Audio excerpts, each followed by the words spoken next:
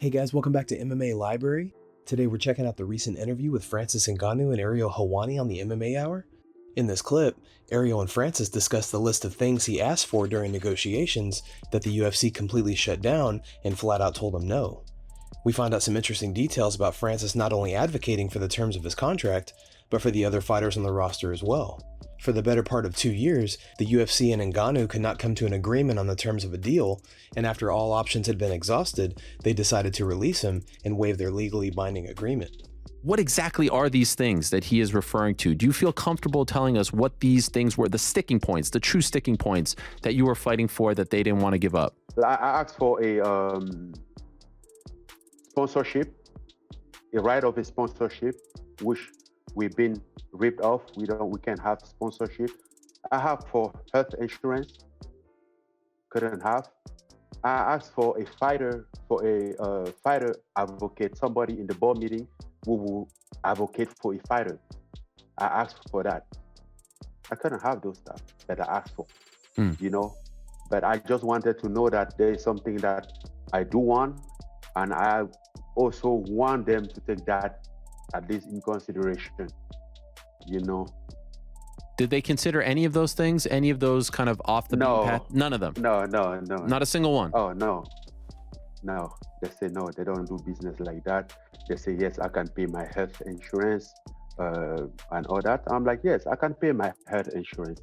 At this point, health insurance for me is not a problem, but how about those guys that at the bottom make 10 plus 10 or lost a fight, make 10? They can really afford that health insurance, and I have been there, so it's something that I still carry in my heart. Were you asking for these things not only for you, but for everyone? Yeah, I do ask that for everyone. You wanted everyone to get...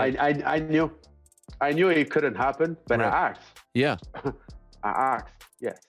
So ultimately, the money, would you say you were okay with the money? It was just all these other things that you didn't like? Listen, even the money wasn't that okay, and I said this before. I said, I'm okay of structuring a deal. It's not just money is not what you get right away. You can get a long-term money. You can get a long-term value out of the deal, which is more than money, So, and I said this last time when Mick reached out because I couldn't come to an agreement with Hunter. I said, it's not all about money. We can structure this. You guys can give me something, then we consider I consider it more than money. You can give me an event in Africa. This is something that I asked. I said, you can give me an event in Africa that have a lot of value for me than the money. I'm willing to put water in my wine. If you give me something like that, those were the things that I asked for. And they said no? Oh, no, they couldn't consider. So basically what they were offering you was the only thing that they kind of and at some point I feel like I was slapped in the face with money, okay, take the money and shut up. And that didn't work pretty good. Guys, thanks so much for checking out the video. If you like the content we do here on this channel, don't forget to like and subscribe to MMA Library for all the latest MMA and UFC news. We'll see you in the next video.